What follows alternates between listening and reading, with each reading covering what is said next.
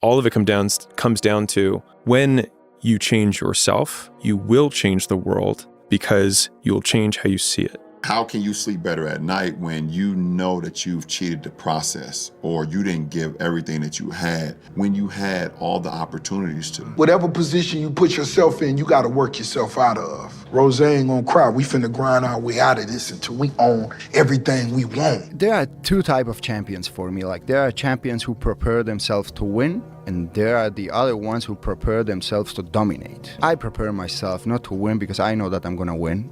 I want to win in fashion. I want to dominate. I want to maul people. I want people to be entertained. I want people to be like, wow, I'm happy that I spend the money this Saturday night going watch this guy. You know what's the number one way you measure somebody that's hungry? Very simple. Their sense of urgency. That's simple. Let me explain to you why. People say, wow, you have no idea how hungry I am. Really? Yeah. What'd you do about it today? Oh, not today, but tomorrow I'm gonna, you ain't hungry, man. You just think you're hungry. You are not hungry. You may be hungry to go eat lunch. You may be hungry to go have dinner. Fine, I'll give that to you. You ain't hungry to compete in the marketplace. Because a person who's hungry, this is how they work. I was watching an interview earlier of Musk years ago. He said, I don't recommend you wanting to be like me. He says, because you don't know how many hours I work. You don't know what it's like to be thinking about wanting to win. You don't know what it was like every night going to sleep. If you said, Pat, I'm really hungry, fine. What are you urgent about? And that was when, like, the reality of the situation of, like, there was no escape. There was no one who was going to come to save me.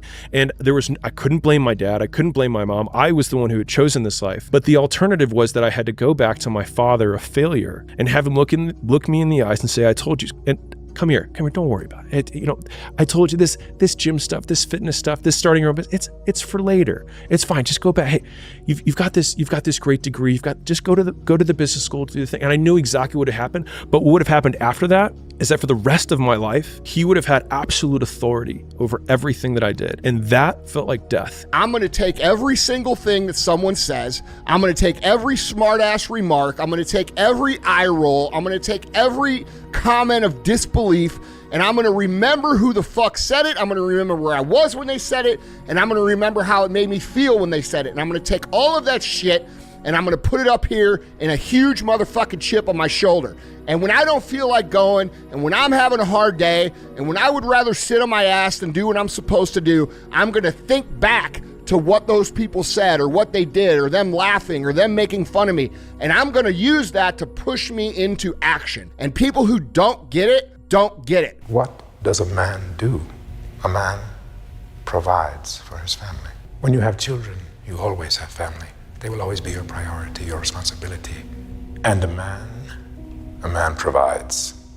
And he does it even when he's not appreciated or respected or even loved. He simply bears up, and he does it because he's a man. You have no fucking idea how great you really are, because you are using such minimal of what you have. If people can learn to focus, this is what's possible. Well, there's no hacks, bro. It's you against you. You against you. And if you misunderstand that, you have a real problem. Everything about discipline, and every day, like, you know, train, sleep, eat, repeat. It's have to become your lifestyle, and everything here in mental. Like, people ask me, like, when you become champion, what you feel like, and I said, no, in my mind, I was always champion. You know, when you go through a phase in your life where nothing's going your way, your own family doesn't believe in you, they're saying things behind your back, your friends are like, that guy's not gonna do anything, and it's just annoyingly challenging. And some people spread rumors about you. He's all about this, she's all about this, and you're like, oh my God, this sucks, but that's not true. If you think you want to get to the next level of whatever life may be, you got to get battle tested. But there are levels to this game. You, whatever phase you're in, whatever things you're going through that doesn't make sense, if you graduate this next phase of being battle tested, there's good things around the corner for you. You know, sometimes all you need is 20 seconds of insane courage. Just literally 20 seconds of just embarrassing bravery. And I promise you, something great will come of it. If you're aiming towards greatness, you don't get there by what other people think. It doesn't work that way. If you don't try, you don't have to fear the pain of failure. I tell myself that things are never going to get better, then I'm excused of ever having to try. the cope is framing hope as delusion and optimism as embarrassing. If you know that things are bad and that they're never going to get better, then it's the people acting like things can improve that are dumb and delusional and the problem. In every human, there's a sense that something infinite has been lost. I'm not letting anybody waste not one fucking moment of my life. I'm going to enjoy this ride. And if I need to be alone to enjoy it, then that's what will happen. But what you will not do is strap me with all your shit and make me responsible for your history. Yo shit. Don't let life stop you from living life. All that you feel, all that you're carrying, all that you've seen, all that you've heard, all that you've been exposed to, all of those experiences, they are all very, very real. You may not be telling people about them, but you're thinking about them, you're carrying it, you're processing, you're triggered by it. It's all still there, but do yourself a favor. If you want to go from where you are to where you want to be, you're going to have to do something that makes you more different, more weird, more easy to be mocked. Everybody that has got from a place where they don't want to be to one where they are, there's a point where they're so different that they can't resonate with their old set of friends, but they're not yet sufficiently developed that they've created their new set of friends. And there's this temptation to go back to the old patterns, the old ways of thinking, to go back to your old ways of thinking. Go back to the road that you already know how it's going to end. And I get the sense that this is not a bug, it is a feature. There's no better pathway to self-realization and the ennoblement of being than to posit the highest good that you can conceive of and commit yourself to it.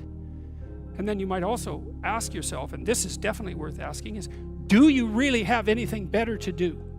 And if you don't, well, why would you do anything else? One of the major plights of humanity is the expectation that life should be different than it is. We create this idea that whatever we have right now is not what it should be. And I think should is the root of all pain. All the things that we think should happen but aren't is basically the measurement of our pain. And so I've tried to eradicate should from my life. Should for other people, she should do this, they should do that, and just lean into is. It just is this way. I work, period. Not I should work more, I should work less, or I should work differently, or I should see my mom more, I should call my dad more. I do this. And if something changes, I will change. You have to make mistakes. You've been there, you feel it, you understand what it is, and then you have that time to adjust. That's why losing in life is so important. Whether it's getting dumped, getting fired, losing a game, loss, those feelings where things didn't work out your way, that's important because it lets you know this is the bad feeling that comes when it goes wrong, and you improve, and then it makes the good feelings of victory all the better. Other than death, all failure is psychological. Other than death, all failure is psychological. Think about that. This failure, this upset, this catastrophe, if you aren't dead, then it's just psychological. It's in your head. This does not mean that you won't lose some battles, because you will. We all will. But it does mean that as long as you don't surrender, as long as you don't give up, as long as you don't quit, then you haven't failed. It just means you've made a temporary tactical retreat. It means you've made a brief withdrawal so that you can regroup and reattack. As far as I'm concerned, if you get beat, unless you're dead, you are not defeated and you have not failed. What you've done is you've learned, you've gained experience, and you're still alive, and you have memories to make. So get up and go get after it. And I think like when your dream is so big, when you have something, it's hard to give up. You know, like you get to the point that you're capable of risking more for just a dream, which is something that a normal person would not understand. I just ask myself now, like, why didn't I give up at that time? Why do I keep doing this? Why did I take those risks?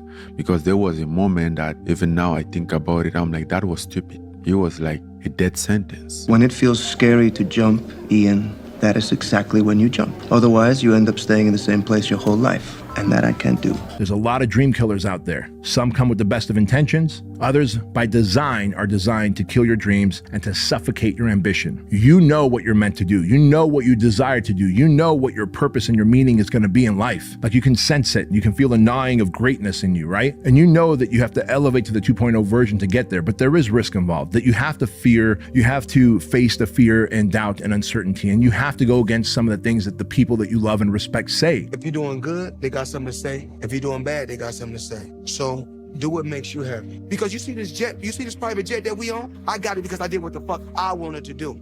I made over $1 billion. You know why? Because I did what the fuck I wanted to do. I'm gonna always tell Tank, do what the fuck you wanna do. Sooner or later, you've got to bet on you. You believe in everybody else, you clap for everybody else, you support everybody else, you baking cakes and making cookies for everybody else.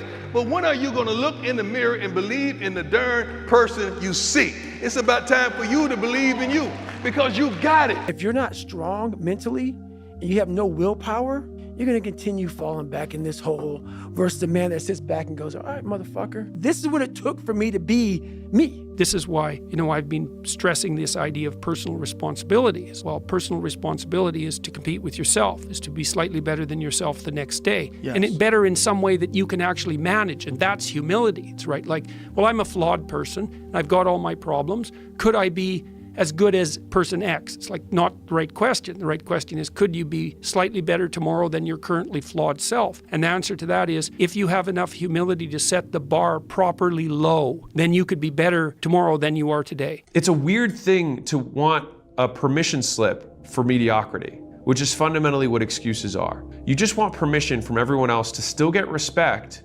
without the outcome because of your extenuating circumstances. And the thing is there's a ton of allure, but the only person who actually believes that is you. People might nod along, the people who love you might say, yeah, you know what, you are a special snowflake, your mama might still love you, but like, you're not gonna earn anyone's respect. And I think you certainly won't earn the respect of the person that matters most, which is you, because you'll always know that you could have done more, that you could have done better. That's the one that keeps me up. I have a saying that I tell myself a lot when I'm doing something that I don't wanna do, and it's, I will do what is required. It's not about doing your best. It's about doing what's required, because what's required might be better than your best is right now. But the good news is that your best can get better. You have to work hard. Everybody in this room knows if it's worth something to you, you got to put in the effort. And I always like to say it's the work we put in when nobody's watching that really matters. My name is Kobe Bryant. I'm 17 years old. I wasn't invited to parties or friendly gatherings on the weekend. So on Fridays and Saturdays, I would go in my rec room with my basketball and basically dribble myself to sleep.